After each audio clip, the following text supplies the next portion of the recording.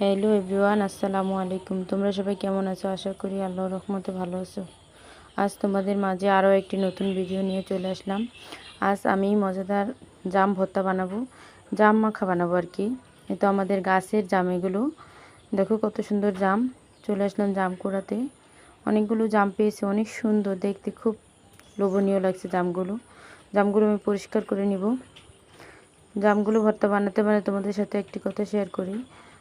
ইচ্ছে ডানা আইডি থেকে একটা আপু আমাকে আম পাড়ার ভিডিও দেখে বলেছিল অনেক সুন্দর রিপ্লাই দিতে।